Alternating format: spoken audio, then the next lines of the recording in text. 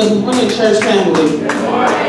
While you are up with your word, go ahead and turn to, first we'll go to John chapter 1. So John chapter 1. Once you get there, put a pin in it, put your little bookmark in it, put a finger there, whatever you need to do. So John chapter 1. The second place you will go to is Jude chapter 1. So Jude is towards the end of the Bible, right before Revelation. So that should be a little easy to find. So John chapter 1 and Jude chapter 1. John chapter 1 and Jude chapter 1. After you found both, we're going to start with John. But I just want to make sure we're all there and we have what we need.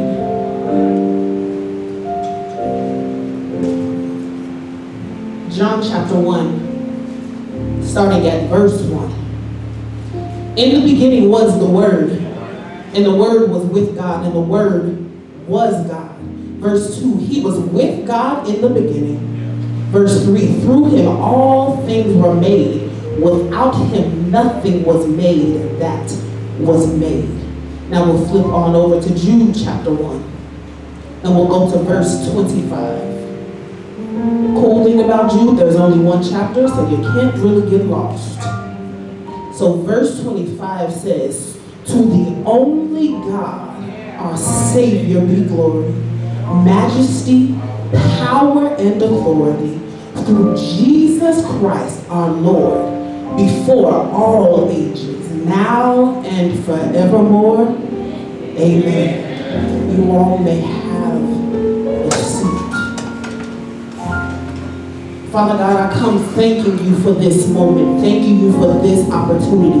It's only by your will, it's only by your power, it's only by your grace, and it's only by your love that I am standing in this place. I pray that I am completely diminished and you are completely seen, you are completely heard, and you are completely filled in the word that you have provided, Father God. I pray that this word is hidden in hearts, that it may penetrate deep enough, that the word will go out in days I couldn't even imagine, Father God. I thank you for loving us. I thank you for keeping us. In the mighty and matchless name of Jesus we pray. Amen. So, I have a question for you. And I want you to marinate on this question the entire time. The question is, who else but God? Who else but God? So in the book of Jude, in the chapter that we read, that we started reading in, Jude is telling Christians, hey, hold on, y'all follow Christ, but there's some things that you have done. I need to warn you about what is coming, what might happen if you continue this way. In their camp, I'll put it like that, in their camp, they allowed some individuals to infiltrate, to come in and teach them things that weren't of Christ. They allowed individuals to come in and kind of basically give false teachings. And they were okay with it because they got comfortable in this mess. What that reminded me of is 2019. When something comes up, and nowadays we call it being petty, when something comes up, false teaching spread quicker than the truth. So if we think about ourselves as the individuals that Jude was talking to, how often have we allowed false teachings to come within our camps without consequences? How often have we said, no, that sounds good, I'm good, yeah, let me go tell so and so. So we became a part of the problem. Something that I was then reminded of was something that many of us learned in school. This thing was called the Big Bang Theory or the Big Bang Model. So I remember in middle school, it was 7th grade, we were learning about it. And my teacher said, if you don't want to learn about this for religious reasons, your parents can write a letter. Initially, I said, yeah, no, I can't, no. I'm not about to learn this because you're not about to just keep this mess in my head. I don't believe it, no. But then something then that I didn't understand until now was that I needed to learn it so that I have something to combat my word with. So I can't say I don't believe in a Big Bang Theory if I have nothing to put up against it. So I asked God, why is this coming back to me? Why are you bringing this to me? I haven't thought about it since 7th grade. It's been a long time. But then he took me a little deeper into this and it kind of messed me up for a few days. So I had to stop thinking about it. They say it's about 13 billion years ago when the universe first began. My first question to God was, if there was nobody here, how can they put a time frame on what first began? I didn't get it. So I had to keep digging. So I did some research, just so you wouldn't have to do the research. So the first thing I found, and this is from scientists, they now say that the Big Bang wasn't a bang. The universe just appeared. So out of nothing, 13 billion years ago, something just appeared. I'm concerned. I'm really concerned at this point. Cosmologists are now really unsure what happened before that moment. God then told me, yeah, that's because they weren't there. I went back to John, and John told me that in the beginning was the Word, and the Word was God, and the Word was with God. So there was a beginning point that they're missing. But if I'm really digging and believing in my word, there was someone always there. Okay, said, okay, let me just keep going. Maybe I'm thinking too much into this. Then they said all of a sudden there was a burst and then there was an expansion. Okay, but if there was nothing, how does a burst and an expansion come from nothing? Okay, I was really confused. All right, then they said during that burst, the universe expanded about double or triple its size. It was nothing. So you're expanding nothing out of nothing. Okay, I'm still confused. All right, then all of a sudden a light chemical and elements were created within the first 3 minutes of the universe. I stopped. 3 minutes? Y'all weren't there. How you know? I can promise you weren't there. How can I promise that? They just told me nothing was started back 13 billion years ago, so 3 minutes. But who was keeping time? So 3 minutes, we in grad 3 minutes, right? Okay, here we go. But you just told me light was created, okay, great. 3 minutes, light, awesome, they paid the light bill for the universe. I'm excited, right? To me, this is starting to sound a little bit like the creation. It's following a stepping stone path. That sounds a bit familiar. They said there was nothing in the beginning. I know that there was somebody in the beginning. How about that? That part makes sense to me. Because there was somebody back then, whenever back then was, that was there, okay?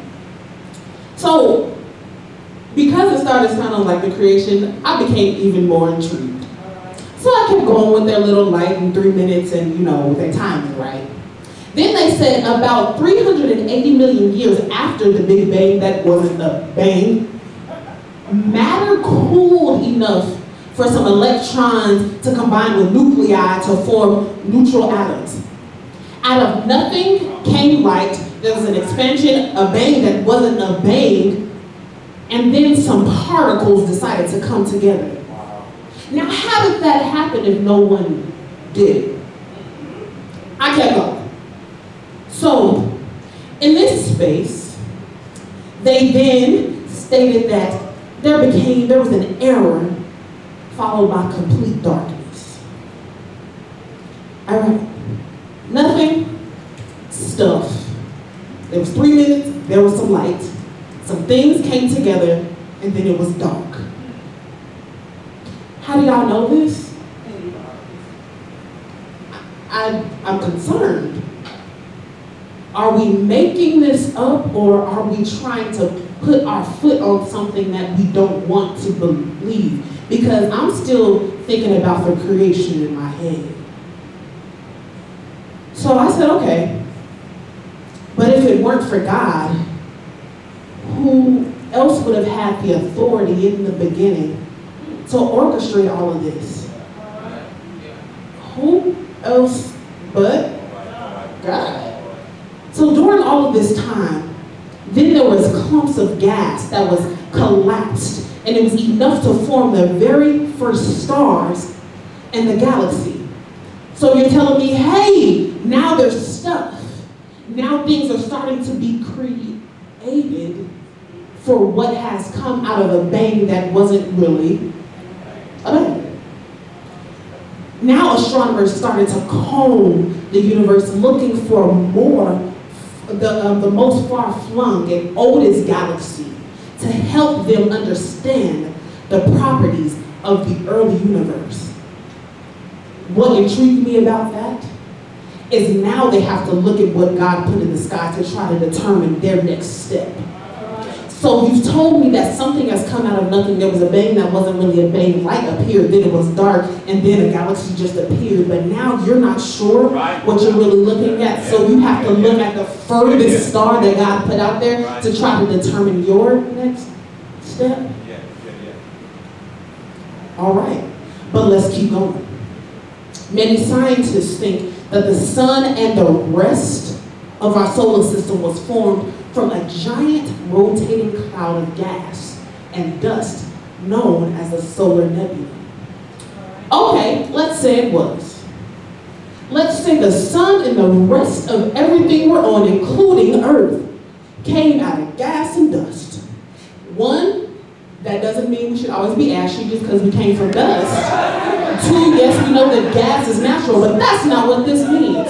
What this tells me is that now we're trying to figure out where we came from. So we're making up stories, we're making up theories, we're making up bangs that aren't really bangs to try to counteract who God is, but who else but God can do this? You're trying to find the furthest flung star that you can't reach, because if we try to go to that furthest flung star, you won't make it out alive. But who am I? I'm just researching. So now they're looking at all this stuff. They're trying to find the furthest star to figure out how old the galaxy is. They're still trying to count stuff. They went from 3 minutes to all, I don't know what they're doing. But while much has been discovered about the creation of evolution of the entire universe, there are still questions that remain unanswered. I wonder why. I wonder why. There are a few of these smart scientists that have stated that they still need a little bit longer to determine where we come from. So you've planned all this out. You have entire books, you have curriculums being taught in schools about how this universe was made, but yet you still don't know. What are you teaching me? So I said, okay, God, I get this. We have this whole universe. They say it wasn't created in 7 days. We get that. We know that God did. God's 7 days aren't our 7 days. So we understand that what they the scientists try to say how, when they try to be petty and say it took longer than 7 days to create, I know. Good job. You got that right. It's amazing. So if nothing else, they got that point right. It took longer than our 7 days. Because God's 7 days could have been 1 billion years. It could have been all 13 of those years that they said it took for things to be created. But let's break down this creation thing real quick. There was nothing that they said, right? So in their time of nothingness was godliness. That's what I got from that. And then light was created, right? Well then, day one of the creation was light. So night and day was created, right? So I said, okay, maybe some of them did read the Bible, but, I don't know. So I kept going. I said, maybe I'm making this up. But then they talked about darkness. There would just happen to be some darkness from out of nowhere. But on day 2, there was the separation of the sky. So they got something from somewhere that they just fully didn't understand. So I kept going. I said, okay, y'all, that light thing, God got the point for that. The darkness thing, God got the point for that one. So I'm like, y'all down too. I don't know what else to say. Then there was these particles that came and created stuff, and there was the bang that wasn't the bang, and all that, right? And stuff just appeared. I guess that's what they're saying. Day 3 of God's creation was land and the plants. So yeah, things came together because everything in the galaxy started to be made. So if there was a bang, there wasn't a bang. Who else but God could do this? Okay, I kept going. I said there's a few more days in the creation. Maybe I just need to dig, or maybe I'm just wrong. I don't know. Day 4, the sun, the moon, and the stars. Didn't they talk about scientists still looking for all of these things in the sky? And then there's the sun, but the sun was created with the rest of the universe, out of dust and gas. So it was just there, and it appeared out of the bang. That wasn't the bang, but who else but God set it there, and they still can't determine how long it's been there. Day 5 of God's creation, there was birds and the sea animals, and day 6, land animals and humans, and of course, day 7, he took his rest. He was tired of us even then, because he knew how we were going to be now. But all of these things were created, but yet they're trying to tell me that it came out of a bang. That wasn't a bang. That's a theory that they still can't determine the beginning or the end of. Help me out. Maybe it's just me being too deep, but who else but God can do all of this and only need 1 day of rest? Y'all, 1 day of teaching takes me a week to recover from. He created an entire universe in however long it took, and he only rested for a day. What kind of strength does he have? And look, I'm not going to ask for more of it because he might just give it right now. I don't need to be tested. But who else but God can fling a star so far nobody can reach it? Can fling a sun so high to a point that if you go close enough to it, you're going to burn, or if it gets closer to us, you're going to burn. That flings a moon to a point that, hey, it's in a good spot. Y'all can go walk on it and not die if you have the right stuff. Who else but God can do that? Because a big bang that's not a bang that ends up in a theory that they don't know the beginning or the end of can't do that for me.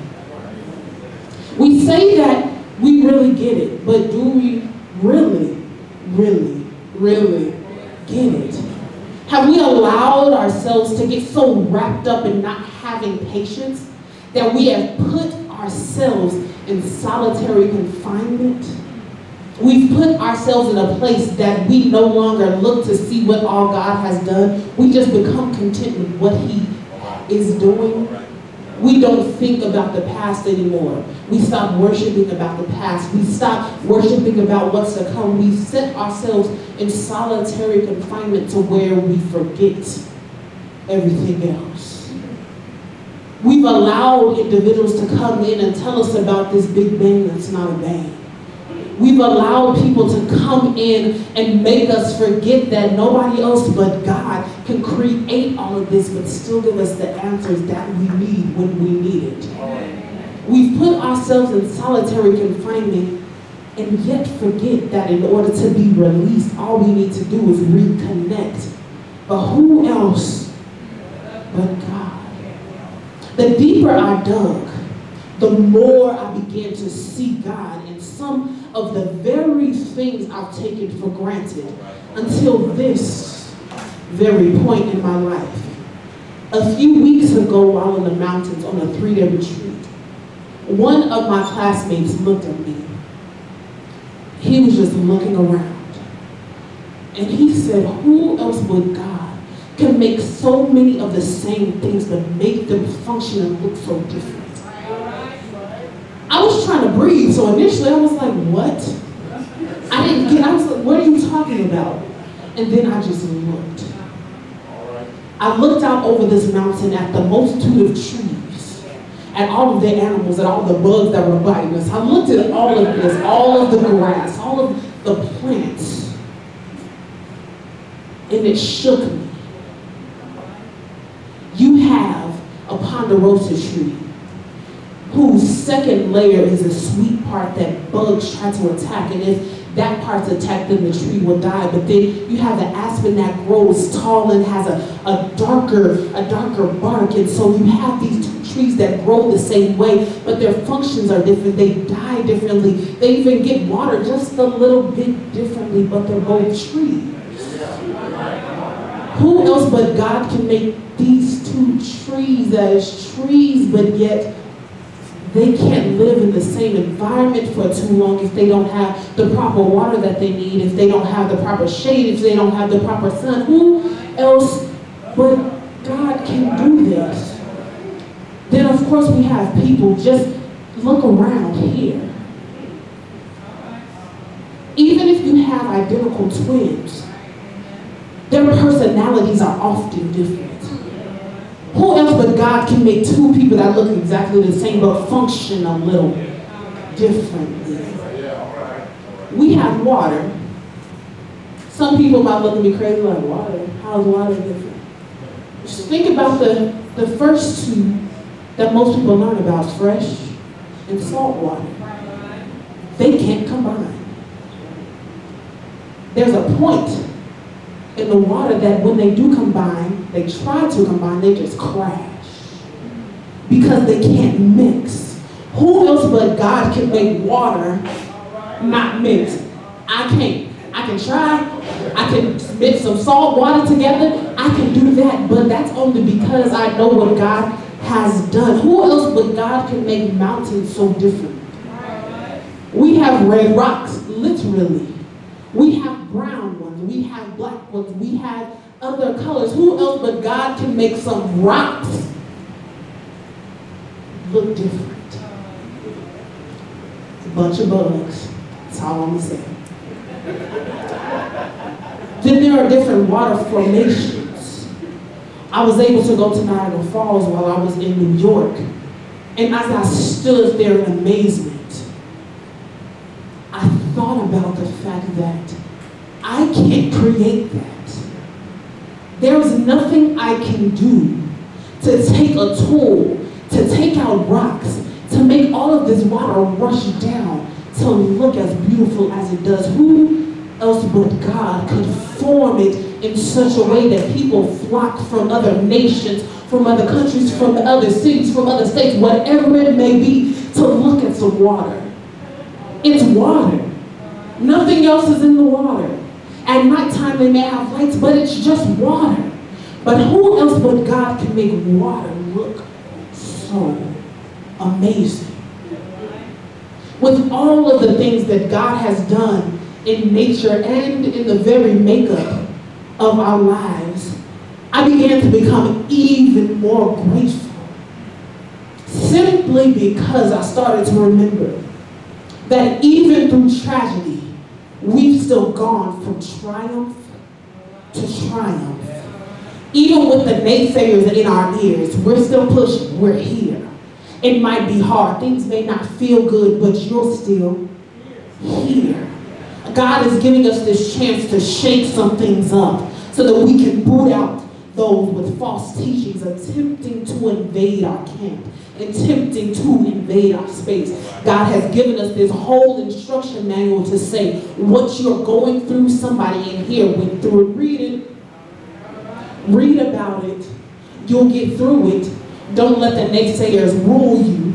Don't let the naysayers become your idol. Don't let the naysayers try to tell you who your God is. Remember, you know God for yourself.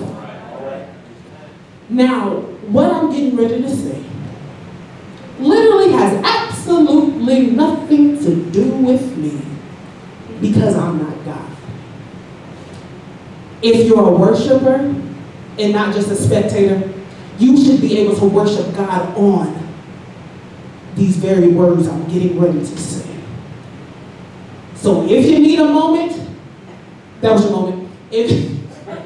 But what I'm getting ready to say literally, for every worshiper, this should mean something. These are some lyrics. Y'all know we like songs. Y'all know we like singing, but it's a song by Ty Tribbett, and it's called the G.A. Hymn. And something about this just reminded me that nobody else but God can do these things. Y'all ready? Who is he who answers when I call? Who is there in time of need? When I get weak, who's my strength? Who else but God?